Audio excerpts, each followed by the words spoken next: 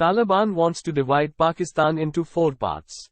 So if their plan's successful, then tomorrow's Pakistan will not look like this, but like this. India and Pakistan are rivals and we all know it.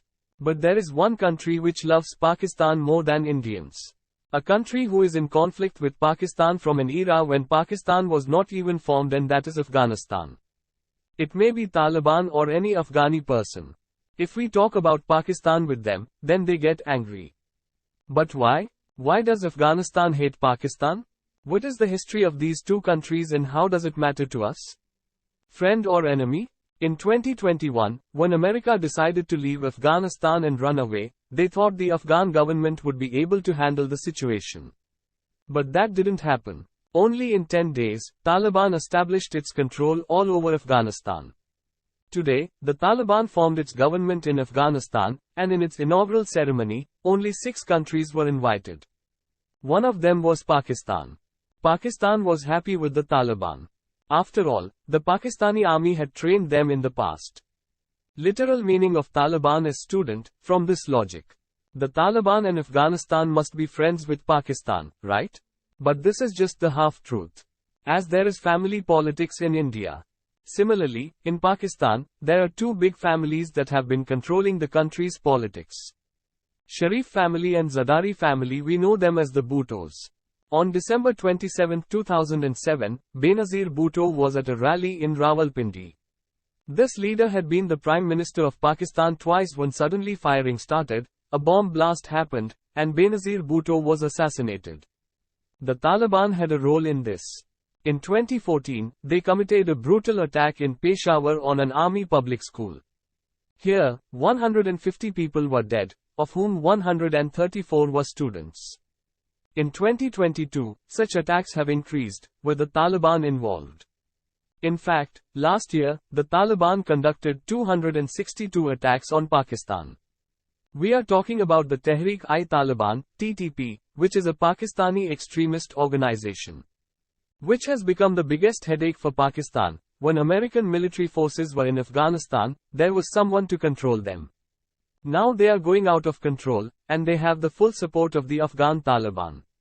Then weapons which Americans had left behind, by using those weapons only, attacks are happening on common people of Pakistan. Afghanistan's history. In 1947, when Pakistan was formed, Afghanistan was the only country to vote against them in the United Nations, from the start itself. They wanted to stop Pakistan from joining the United Nations to understand today's Afghanistan-Pakistan conflict. We need to rewind a bit, because this too has its roots in colonization. In 1830, the British were growing their empire in India and Pakistan. Similarly, one more country was expanding its empire in the rest of Asia, imperialist Russia. This expansionist attitude is known as increasing your sphere of influence. Like a Cold War for more than a century between these two nations, a power play was going on, which is known as the Great Game, and this name is so appropriate, only to expand their power and their influence. These two powers threw away half of the world in a fire. Basically, what was happening was that Britain had made trade routes through Afghanistan, Turkey, and Persia, and Russia wanted to capture them. To control Afghanistan, Britain fought 4 wars, and they lost all of them. After all, Afghanistan is called the graveyard of empire. Afghanistan was important for Britain. Because between Russia and British India, it would have worked as a buffer. This cartoon accurately depicts the situation at the time. This is Amir of Afghanistan, who is stuck between a British lion and a Russian bear. On November 12, 1893, between Amir Abdur Rahman and British India's Mortimer Durand, a pact was signed and the Durand Line was created. Basically, this was a border. On one side was Afghanistan, and British India was on the other, which means today's Pakistan. Some areas of Afghanistan were taken into British India. And British India got control. After 1919, Afghanistan was completely independent, and Pakistan was formed in 1947. But as Britishers left India-Pakistan's conflict halfway, similarly, they left this conflict halfway because of the 1921 Anglo-Afghan Treaty. There is an important line: this treaty will be enforced for 3 years from the date of its signature. That is why Afghans believe that the Durand Line's agreement was with British India and not with Pakistan. then that agreement must be void. After the British left, they say that, as people from British India and princely states were given the option to join India or Pakistan, it was important to give a similar option to people living in the bordering areas. Pashtuns live along the Afghanistan-Pakistan border. Afghanistan. Pakistan using Afghanistan to defeat India. Pakistan's and India's relations are complicated. Actually, that's an understatement. For the past 50 years, Pakistan's military has kept only one objective, to destroy India. When Zia-ul-Haq came in power, till then Pakistan had already fought 3 wars with India and also lost them. Now they needed a different strategy. The Pakistani military used a doctrine known as strategic depth. With this strategy, Pakistan started to interfere with Afghanistan's governance and started controlling Afghanistan as a pawn. If India attacks Pakistan in the future, then they can make their weapons, tanks, and military bases in Afghanistan. Afghanistan can be used to counterattack India. Keeping this in mind, they started handing out weapons to people living near the Durand Line. They created militants out of tribal people.